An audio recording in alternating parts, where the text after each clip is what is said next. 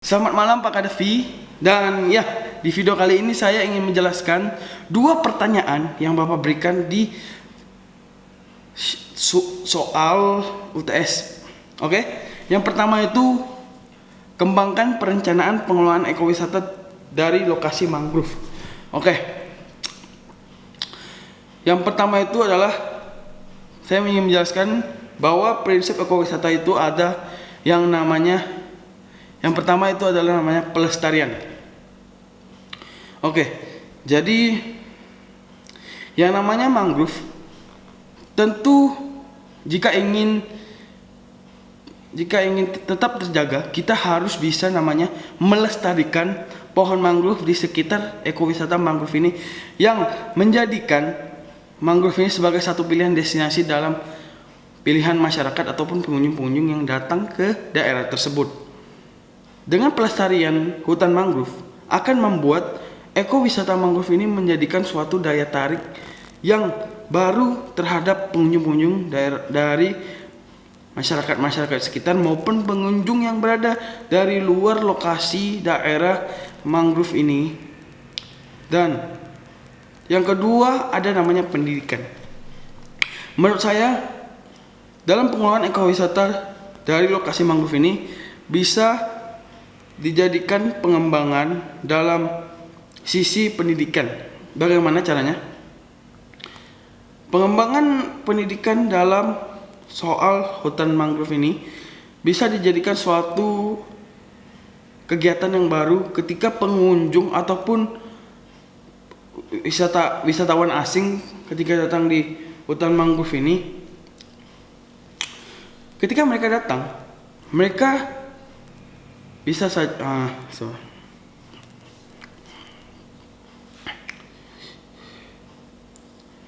ketika pengunjung yang datang ke hutan mangrove ini, masyarakat sekitar ataupun pengelola dari ekowisata mangrove ini bisa membuat satu tim yang namanya mangrove education, yang dimana tugasnya untuk mengedukasikan pengunjung ataupun wisatawan yang datang, serta hal ini bisa membuat dampak yang sangat positif kepada pengunjung-pengunjung yang datang.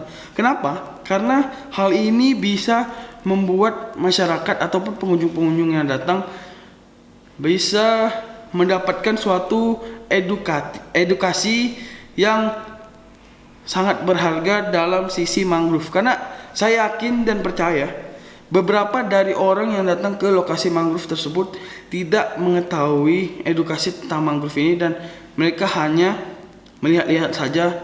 Dan jika di dalam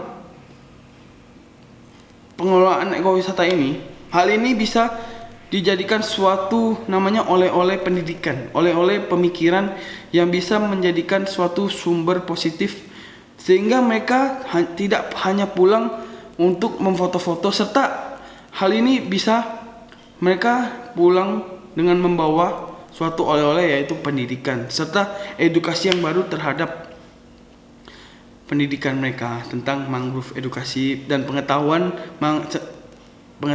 mangrove mereka. Dan ada ekonomi.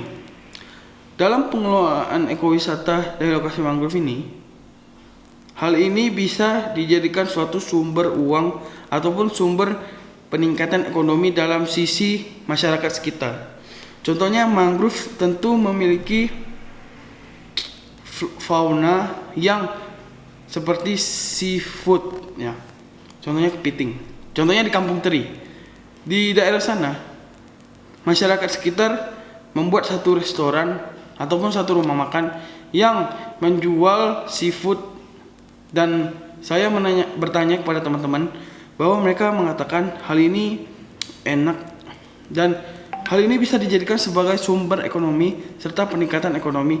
Jadi masyarakat sekitar tidak hanya ikut serta dalam pembangunan, serta mereka juga bisa ikut serta dalam meningkatkan ekonomi masyarakat sekitar yang berada di ekowisata mangrove Mengkapan ini. Terus ada namanya pariwisata. Menurut saya, ekowisata mangrove ini jika dikembangkan dengan baik serta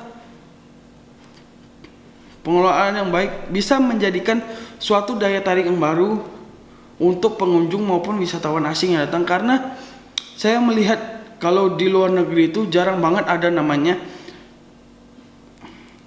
ekowisata mangrove ini. Dan tentu jika hal ini dikembangkan dengan baik, maka budidaya mangrove ataupun lokasi mangrove ini bisa dijadikan suatu destinasi baru yang masuk dalam pilihan pengunjung yang datang ke daerah tersebut maupun masyarakat sekitar, menjadikan suatu ekowisata yang baru. Contohnya pariwisata. Terus ada namanya partisipasi masyarakat. Dalam pengelolaan ekowisata ini tentu tidak terlepas dari partisipasi masyarakat. Karena jika masyarakat sekitar diam dan tidak membantu dalam pengembangan ekowisata ini, hal ini akan berdampak buruk pada pengelolaan ekowisata ini. Jika masyarakat sekitar ikut membantu, ikut mengelola, hal ini akan berdampak baik dalam ekonomi, dalam mata pencarian masyarakat sekitar. Maka jika mereka tidak ikut serta dalam membantu, maka ekowisata mangrove ini tidak akan terjaga dengan baik karena masyarakat bodoh amat serta masyarakat tidak peduli akan ekowisata ini.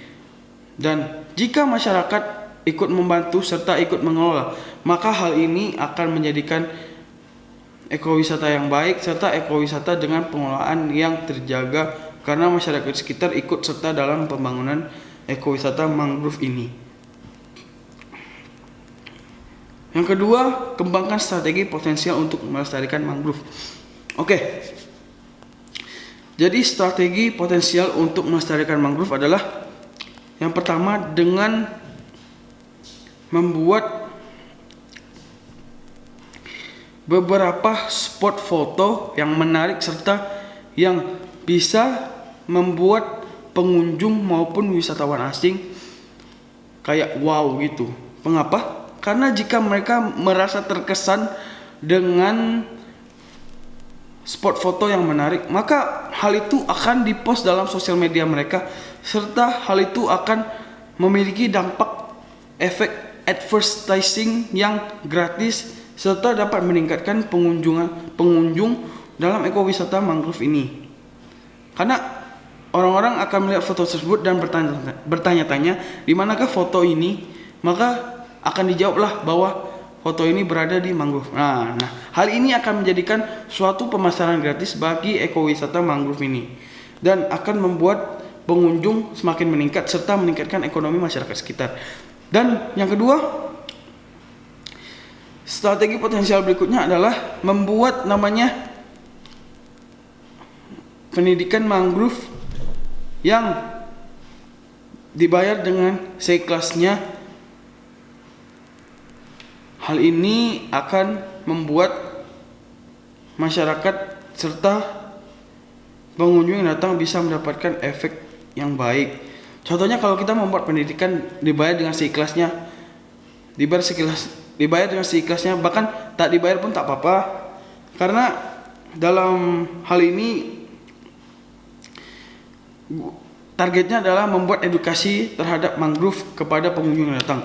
Nah, uang-uang yang akan digunakan itu untuk pengembangan bakau.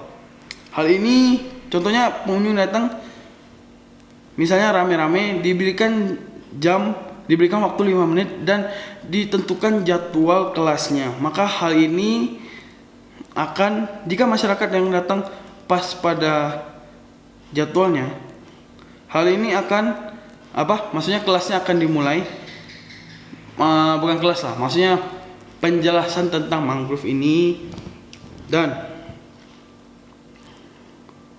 hal ini akan berdampak baik. Nah, terus yang ketiga ada namanya membuka tempat makan ataupun tempat jualan yang memiliki posisi yang baik dan tidak sembarangan pada tempat ekowisata ini. Jika jika peletakan usaha dalam sekitar mangrove akan membuat lokasi menjadi jelek. Nah, dalam pembuatan restoran ini, maka masyarakat sekitar dapat meningkatkan ekonomi sekitarnya serta bisa membuat suatu maksudnya tourism food yang dimana kita tidak datang berkunjung saja, tapi kita berkunjung, datang serta dapat mencicipi makanan dari masyarakat sekitar. Yang keempat adalah namanya water sport. Contohnya di Kampung Tri, di sana mereka membangun namanya water sport seperti banana boat, canyon, terus ada speedboat, terus ada namanya diving, terus namanya ada memancing, ada mengelilingi mangrove. Nah, hal ini dapat dijadikan sebagai suatu suatu daya tarik tersendiri yang menjadikan strategi potensial untuk melestarikan mangrove ini. Terus yang kelima, yang terakhir adalah masyarakat ataupun pengunjung-pengunjung yang datang tidak luput dari namanya oleh-oleh. Karena kalau tidak ada oleh-oleh berarti mereka belum datang ke sana. Nah, hal ini bisa dijadikan suatu strategi potensial untuk melestarikan mangrove. Maksudnya gimana? Maksudnya adalah dengan oleh-oleh, tentu uang sebagian itu bisa menjadikan suatu pelestarian mangrove serta untuk membangun masyarakat serta untuk kayak membudidayakan mangrove. Jadi oleh-oleh tidak akan lupa dari ekowisata mangrove ini. Jadi jawaban saya segitu aja Pak, dan semoga Bapak mengerti karena saya agak grogi ngomongnya. Dan ya Pak, terima kasih sudah lihat video ini dan semoga nilai saya baik dan lulus tepat waktu. Makasih Bapak.